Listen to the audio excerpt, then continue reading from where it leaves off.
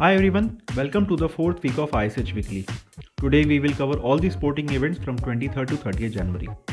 Starting with football, Indian fans and football players were met with a shock when last Sunday's match against Chinese Taipei was suddenly cancelled as several Indian players were tested positive for COVID and our team did not even have 13 fit players to play the match. Till then we had only played against Iran, which had ended in 0-0. But this was not the only sad news. The Asian Federation cancelled the participation of India from the complete tournament. Indian Football AIFF President Praful Patel also came on Twitter to console the fans and players.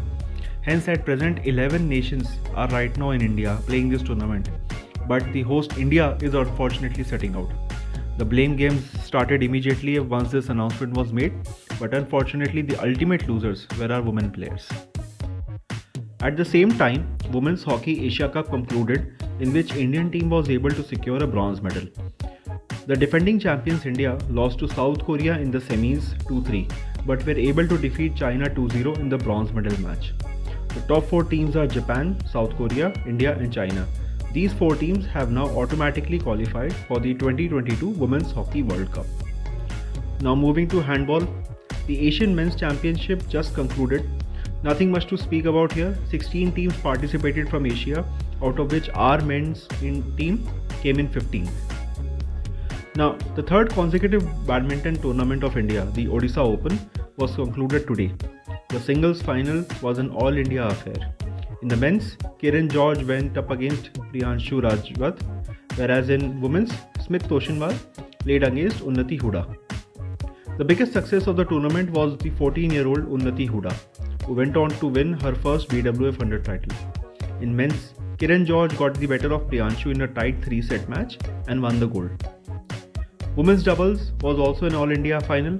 The doubles pair of Teresa Jolly and Gayatri Gopichand made it to their second consecutive final after losing in last Sunday's Syed Moti International. But this time they were successful in their conquest and won the gold medal. In the mixed doubles, Teresa Jolly played her second final of the day, but unfortunately she and her partner Arjun MR lost to the Sri Lanka pair and won the silver medal. Coming to the flagship Indian tennis tournament, which is the only ATP 250 Cup played in South Asia. Tata Open is all set to start from tomorrow, that is the 31st of January. Only Yuki Bhamri has made it to the main draw of singles through his protected rankings. Ramkumar Ramanathan has been given a wild card for singles. Same for Prajnesh Guneswaran. Arjun Kade from Maharashtra has been given a wildcard entry for both singles and doubles.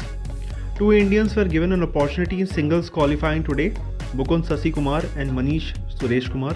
Both of them lost in their first game itself. The recently successful doubles pair of Rohan Bopanna and Ramkumar are seeded second in the men's doubles. We are sincerely hoping to see an Indian tennis players lift the singles and doubles trophy here. That's it from this week. Please like and subscribe. Take care.